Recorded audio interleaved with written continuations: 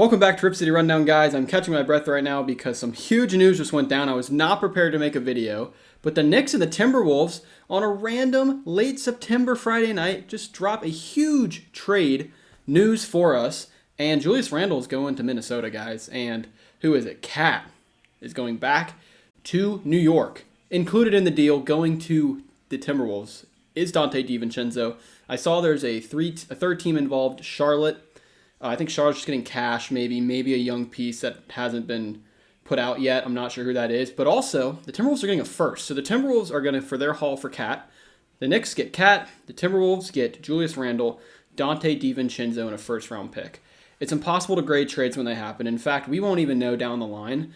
Minnesota's going to win the trade if DiVincenzo helps them win a championship. The Knicks are obviously going to win the trade if Cat helps them win a championship. So it's impossible to grade. The optics of it right now, it seems to me that it seems like a win-win in the sense like Julius Randle, I think, kind of solves some of those spacing and personnel issues. The Minnesota Twin Towers lineup of Cat and Gobert seem to just not quite click fully. I know Minnesota had a very successful season, but Gobert's getting played off the floor in the playoffs. And let's be real, guys. Let's remember, the Timberwolves invested a lot in Gobert. They gave up 5 firsts. So you're not going to trade Gobert. So it made sense if you were going to deal one, you were going to deal Cat. Randle's a very interesting piece. He was injured, but he is obviously a scorer. He can defend. He's got a high motor. I'm curious to see how he looks with Anthony Edwards. I don't mind it. On optics, though, I'm going to say the Knicks win the trade, and here's why. I just think right now, as I'm digesting this trade an hour and a half later, Cat makes more sense for the Knicks than Randle does for the Timberwolves, if that makes sense. Cat kind of fits in like a glove, it seems like. It seems like the Knicks needed shooting. Yes, Brunson can shoot, although he's not highly efficient.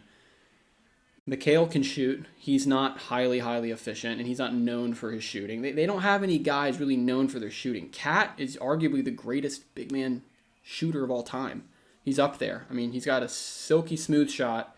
He can stretch the floor, and I think for a Knicks team that, as you can see here, their identity, yes, it's the Nova boys and everything. I know even though DiVincenzo's gone now, I'm just realizing they've been defensive, kind of grinded out. Brunson has got a really high usage rate in the playoffs, and Cat kind of gives them a little more offensive flair, a little more offensive versatility. I mean, Mikal and OG are just defensive studs. Brunson's got a high motor on defense. Josh Hart's obviously the Swiss Army knife, but Cat kind of gives them a more defined offensive role. And so I don't know if you'll see Cat starting at center right away. He'll probably still play 4 and Mitchell Robinson 5. That's a nice, Cat spreads the floor. Mitchell Robinson dominates the paint and on the glass and in the vertical lob game on the pick and roll. But it just gives Brunson more flexibility. You can run a pick and pop with Karl Anthony Towns. You can run the pick and roll to Robinson with the vertical lob game. Okay, so Robinson can stretch the floor vertically. Cat can obviously stretch it horizontally in terms of on the floor and being able to space for 3. I think where New York goes in the closing lineup in the playoffs, though, because let's be honest, they're not getting Cat for the regular season. They're getting Cat for the playoffs. It's for crunch time. It's for the big boy games. So a closing lineup of Brunson, Josh Hart, OG, Mikal, and Cat, it's pretty formidable. It's a lot of flexibility, a lot of options. Cat isn't obviously known for his defense, but you saw him. He was battling Jokic in the post in the playoffs because they wanted to use Gobert as a roamer, Minnesota that is. And so on optics right now, I think I like this better for New York. The first round pick obviously will convey, I don't know what year it is, but Minnesota getting a first obviously is great. They could win the trade if that first turns into something really good or a player that's really good. So it's impossible to actually know who wins the trade. But right now I'm going to say New York. What does this do for Minnesota, though? Let's talk them in the playoffs. I think Randle gives them a little bit more. I think going for Randle, it almost to me seems like it's all in on Anthony Edwards. Cat was the number 1 overall pick before Edwards. They were both number 1 overall picks. It was Cat's franchise for a couple years.